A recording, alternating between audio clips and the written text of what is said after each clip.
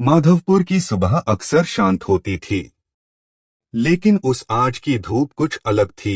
हवा में एक अजीब सी बेचैनी थी। पुराने पेड़ हवा से थरथरा रहे थे और चिड़ियों की चहचहाहट क्षणभंगुर हो गई थी। धनलाल बंसल अब समाज में कुछ सम्मान जुटा चुका नई योजनाएं सोच रहा था। उसने गांव के बीचों बीच एक तहखाना खोजना शुरू किया। सुनने में आया था कि गांव के पुरातन कुएं और भूमिगत सुरंगों में प्राचीन खजाना मार्ग छुपा है। कुछ बुजुर्ग बताते थे कि उनके पूर्वजों ने कहा था, समय समय पर वह मार्ग खुलता है, लेकिन जो लालची दिल से जाता है वह वापस नहीं आता। सेठ का दिल धड़क उठा। यह वही खजाने की खोज थी जो उसे पहले गुफा में मिली थी, लेकिन वहां तक पहुंचना आसान न था। एक सुरंग की खोज। धनलाल ने गांव के एक बुजुर्ग नाम हरपाल मियां से संपर्क किया। हरपाल मियां ने बताया कि उनके दादा ने सुरंगों की नक्शा खड़ी बगिया के नीचे छुपा कर रखी थी।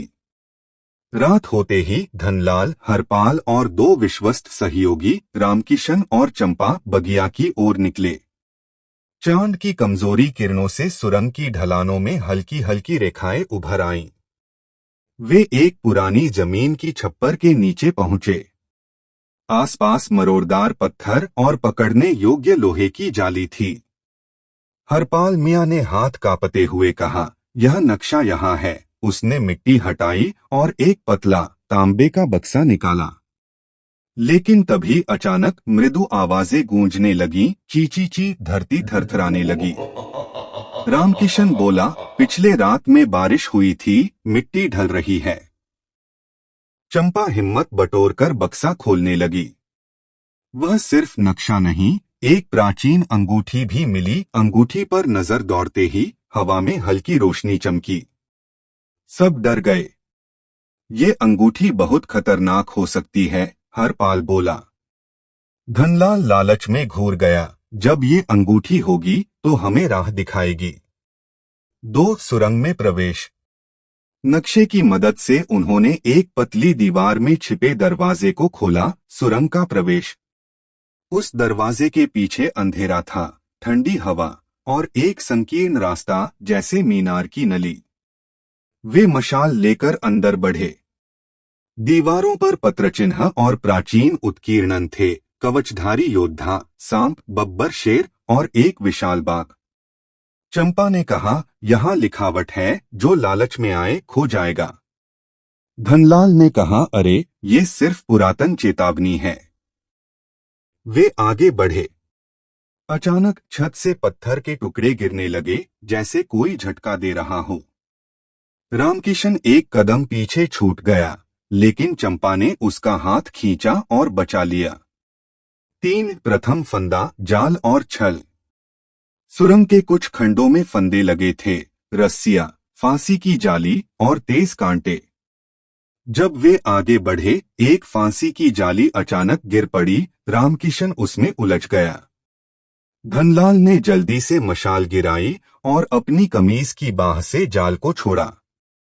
रामकिशन भाग निकला, लेकिन तभी दीवारों की पत्थर संरचनाएं हिलने लगीं, दीवारों की मूर्तियां मूवमेंट करने लगीं। चंपा चिल्लाई, दीवारें हिल रही हैं। वे दौड़ पड़े। अंगूठी की हल्की चमक उन्हें मार्ग दिखा रही थी। 4 रहस्यमय अंधेरा और आवाज। जैसे ही वे एक विशेष चैम्बर में पहुंचते हैं, वहां एक विशाल द्वार था, उसमें सोने और रत्नों की सजावट। लेकिन द्वार बंद था और सामने एक विशाल प्रतिमा खड़ी थी, आधी मनुष्य आधी सांप की। चंपा ने फुसफुसाया, यह वही प्रतिमा है जो चेतावनी देती थी। अचानक एक घुड़दौड़ करती आवाज प्रतिध्वनित हुई, कोई है वहां? उन चारों के दिल घूम गए। धनलाल ने साहस दिखाया और कहा, हमें जाना है। रामकिशन ने नक्शे देख। सूरज ढल रहा था। माधवपुर की हवाएं एक बार फिर अजीब सी सरसराहट से भर गई थीं। गुफा से लौटने के बाद सेठ धनलाल, चंपा, रामकिशन और हरपाल मियाँ की जिंदगी पहले जैसी नहीं रही। हालांकि उन्होंने गुप्त खजाना पा लिया था, पर उसे सबके सामने प्रकट नहीं किया था। लेकिन गांव में यह खबर फैल चुकी थी कि सेठ ने कुछ बहुत बड़ा हासिल किया है, और जहां खजाने की खुशबू होती है, वहां खतरे भी मंडराने लगते हैं। एक नया आगंतुक। एक रात जब धनलाल अपने पुराने हवेली के आंगन में बैठा खजाने की अंगूठी को घूर रहा था, एक अजनबी उसके पास आया। लंबा कद, गहरा नीला कुर्ता और आंखों में अजीब चमक। सेठ जी, मैं हूँ राघव वीर, इतिहासकार और पुरातत्व विशेषज्ञ। मुझे आपके जंगल के नीचे मौजूद सुरंगों के बारे में पता चला है। वहां कोई प्राचीन द्वार है, क्या आप उसकी जानकारी साझा करेंगे? धनलाल थोड़ा चौंका, आपको कैसे पता चला? राघव मुस्कराया, इतिहास गुप्त नहीं रहता सेठ जी। आप जिन सुरंगों में गए थे, वे सिर्फ शुरुआत थीं। असली खजाना दूसरे द्वार के पीछे है, जिसे नागद्वार कहते हैं। सेठ के दिल की धड़कन तेज हो गई। दूसरा द्वार? सेठ ने पूछा। राघव बोला, हाँ। और उसका रक्षक कोई साधारण नहीं। वह एक जीवित प्राचीन शक्ति है, जो केवल वही व्यक्ति पार कर सकता है जो धोखे की पहचान कर सके। दो पुराने साथियों का अलग इरादा। इधर चंपा और रामकिशन को भी ये बात कानों तक पहुंची कि राघव नाम का कोई आदमी सेठ से मिला है। रामकिशन बोला, कहीं सेठ हमें अंधेरे में रखकर अगला खजाना खुद तो नहीं लेना चाहता? चंपा ने आंखें सिकोड़ते हुए कहा, हमें भी कुछ करना चाहिए। अगली बार अगर वो जाए तो हम अपने रास्ते से पहुंचें। लेकिन यह बात सेठ को पता लग गई। हरपाल मियाँ ने आकर कहा, आपके साथी आप पर संदेह कर रहे हैं। सेठ को अब ये समझ में आने लगा कि यह यात्रा अब खजाने से अधिक विश्वास और विश्वासघात की बनती जा रही है। 3 नागद्वार की खोज। राघव ने सेठ को एक पुराना कोडित नक्शा दिया, जिसमें नागद्वार की दिशा, संकेत और पहरेदारों के चित्र थे। यह द्वार रात को ही दिखाई देता है, राघव ने कहा। और इसका रक्षक कोई मूर्त रूप नहीं, बल्कि एक भ्रम है। जो व्यक्ति खुद के भीतर की सच्चाई न देख सके, वह द्वार पर ही हमेशा के लिए फंस जाता है। सेठ ने तय कर लिया, कल रात हम निकलेंगे। पर इस बार साथ कम होंगे विश्वासपात्र। उसने केवल हरपाल मियाँ को साथ लिया। 4 नागद्वार के आगे भ्रम की दुनिया। आधी रात को वे गहरे जंगल में पहुंचे। चंद्रमा की रोशनी पत्थरों पर एक अजीब पैटर्न बना रही थी, जिसे देखकर नक्शे की आकृति मिलती थी। फिर अचानक धुंध फैली और एक भव्य द्वार प्रकट हुआ। द्वार के दोनों ओर 2 विशाल सांपों की मूर्तियां, जिनकी आंखें चमक रही थीं।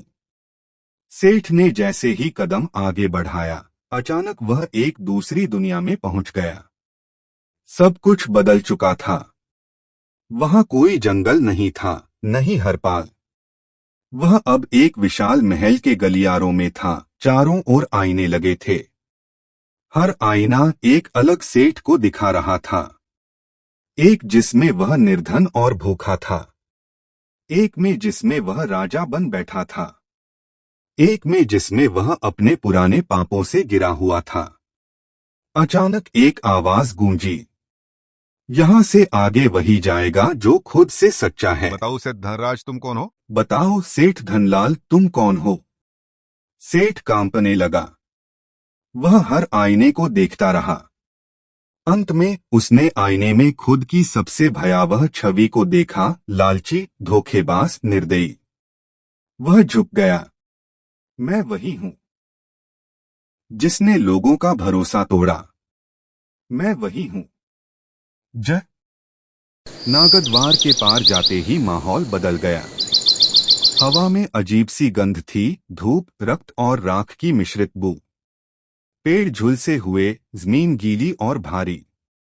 सेठ धनलाल हरपाल मियाँ के साथ एक खुले मैदान में पहुंचे।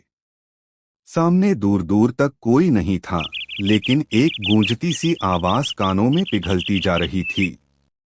यह भूमि अब जीवितों की नहीं, यह है चरण भूमि, जहां भूत अपनी आखिरी इच्छा पूरी करने आते हैं। एक मृतों की आवाजें। अचानक हवा तेज हुई और चारों ओर से सफेद धुंध में आकृतियां दिखने लगीं। ये थे भूतों के प्रतिबिंब, कोई बिना सिर, कोई जलती आंखों वाला, कोई तीरों से भरा हुआ। चंपा और रामकिशन, जो पहले रास्ता बदलकर उसी मार्ग से आ रहे थे, अब इस अजीब जगह में सेठ से जा मिले। चंपा चीख पड़ी, हम कहाँ आ गए? ये सब जीवित नहीं हैं। सेठ शांत रहा। वह अब जान गया था कि अगला चरण मानसिक नहीं, आध्यात्मिक और आत्मिक युद्ध का था। दो भूतों की बारात। रात गहराते ही एक अजीब दृश्य सामने आया। दूर से मशालों की कतारें दिखने लगीं, जैसे कोई बारात आ रही हो। लेकिन यह भूतों की बारात थी। भूत नाचते गाते आ रहे थे। ना जीव हैं, ना मृत हैं हम। खून की प्यास, सौदा है कम। एक को देंगे मार्ग यहां, बाकी रहेंगे सदा कहा। सेठ ने पूछा, कौन सा सौदा? अचानक बीच से एक विशाल भूत बाहर आया। 10 फीट लंबा, शरीर जली हुई लाश जैसा, सिर पर कांटों का मुकुट। उसका नाम था द्रोहसुर। जो असली खजाना चाहता है, उसे एक साथी का खून देना होगा। वही होगा प्रवेश का मूल्य। 3 आत्मा की कीमत। रामकिशन डर से कांप उठा। चंपा आंखों में आंसू लिए बोली, क्या यही है वह मार्ग जो खजाने की ओर जाता है? बलिदान से? हरपाल मियाँ ने कहा, यह परीक्षा हमारे विश्वास की है। सेठ जी, सोच समझकर निर्णय लेना। सेठ के मन में तूफान था। उसने सोचा, मैंने पहले भी बहुत गलतियां की हैं। अब क्या मैं किसी की जान लेकर फिर से वही गलती दोहराऊं?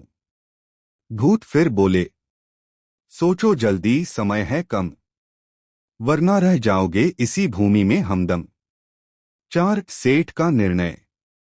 सेठ ने धीरे धीरे अपनी अंगुली में पहनी प्राचीन अंगूठी उतारी और हवा में ऊंचा कर दी।